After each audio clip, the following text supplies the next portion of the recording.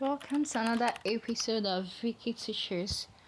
Still on the expansion of algebraic expression, let us look at our last assignment in the last class. It says expand 12a plus 2 in brackets, 3a plus 4b, and the rest of them. So let's go straight to the solution. If you look clearly at that question, you'll see that 12a is not in the brackets.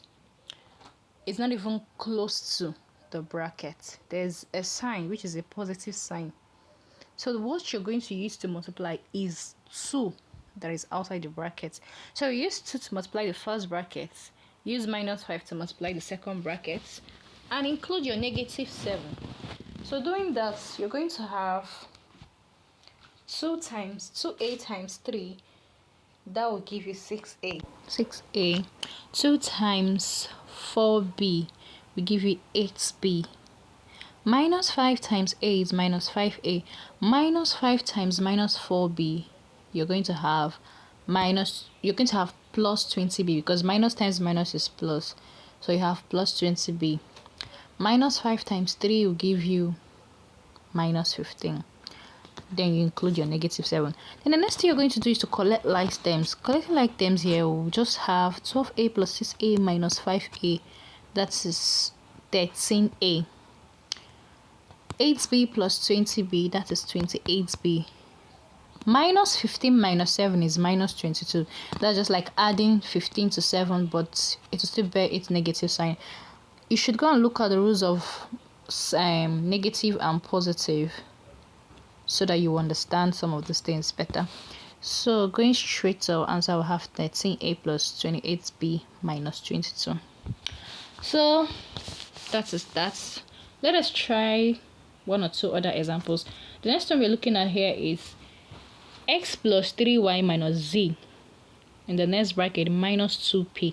This is actually the simplest. All you need to do is use the minus 2p to multiply everything that is in the other bracket, that is in the first bracket.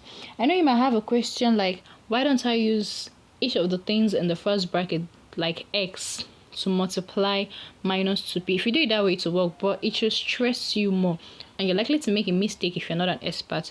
So just use the one that is smaller. That is minus 2p in the second bracket. Use it to multiply the first one. Minus 2p times x, you have minus 2px plus minus 2p times 3y. Plus minus is minus, so you're still going to have minus 6py. This is just like multiplying 2 and 3, then multiplying the p and y beside it.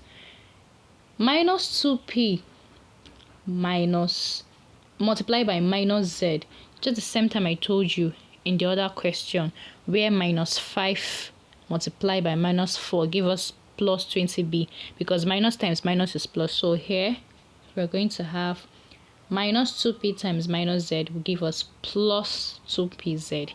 Remember, minus times minus is plus. So that's the answer. Then the final example we'll take before we call it a day. This question, expansion, we're going to take it step by step. Now, in the first bracket, we have 3x minus y. We'll take out the first term, 3x. We'll use it to multiply the first term in the second bracket, which is x. So 3x times x will give you 3x squared. You still go back and use that same first term in the first bracket, which is 3x.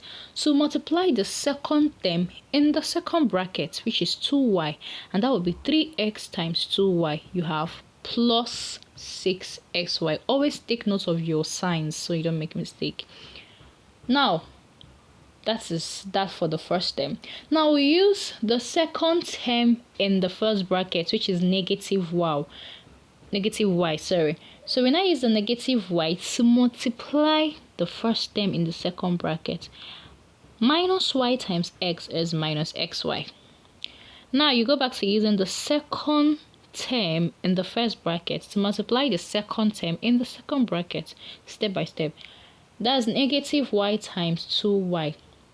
You're not going to have negative 2y squared. We go back to collecting like terms. If you look properly, you see that 6sy and xy are the only things that look exactly the same. And there's an invisible 1 in front of that xy. So since we can't say 1xy, this is now automatically going to be 6sy minus 1. You now have 5xy. So the answer will be 3s squared plus 5xy minus 2y squared. I hope we understand what we just did. Okay, we are now on YouTube and we are expecting you to give us a follow, subscribe, like and comment, share our videos. See you in my next class on Monday. Bye.